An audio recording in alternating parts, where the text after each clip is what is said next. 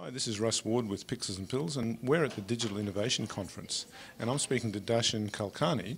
And Darshan, I understand that there's some latest breaking news in the compliance area that you'd like to share with us. The latest news was as of today, GlaxoSmithKline announced that they're going to pay a $3 billion fine because of off-label discussions that they just had. That is huge. That is huge. This is coming on the heels of the $2.3 billion fine that Pfizer paid out a few years ago at this point.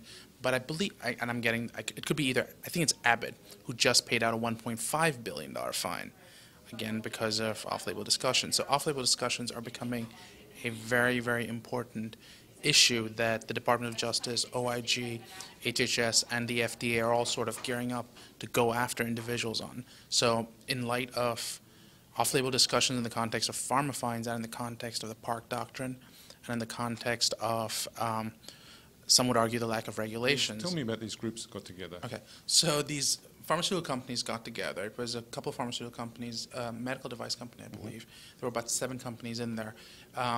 And they said that we, FDA, are being fined, where our individuals working within the company are being subjected to criminal, legal, and administrative penalties.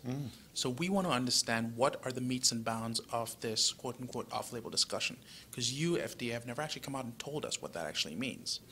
For example, let's say the standard of care now for a certain disease type requires the off-label use of my drug. Can I talk to my physicians about this? Yes. Or if a physician asks, what do I do in that context, if he has a sales rep or she has a sales rep? So that's sort of the question that was asked.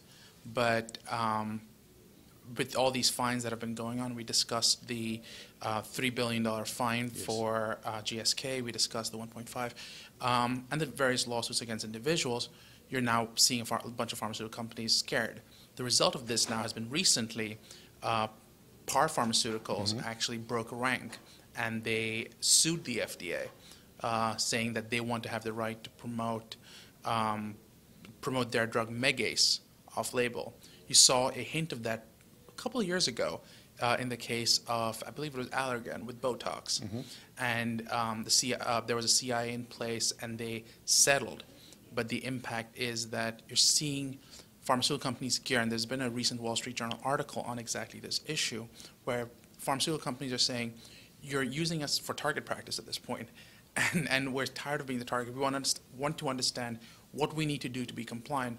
As long as you define the metes and bounds, we're happy to stay in there, but you need to tell us what those rules are. So compliance is back on the agenda, right in the front seat, that everybody should really be concerned about. Exactly, Yes. exactly, and it's gonna keep getting more and more important.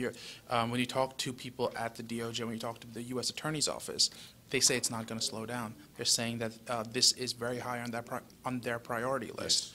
Yes. They have a very, very high rate of return on the type of work that they're doing. They don't expect that to slow down anytime soon.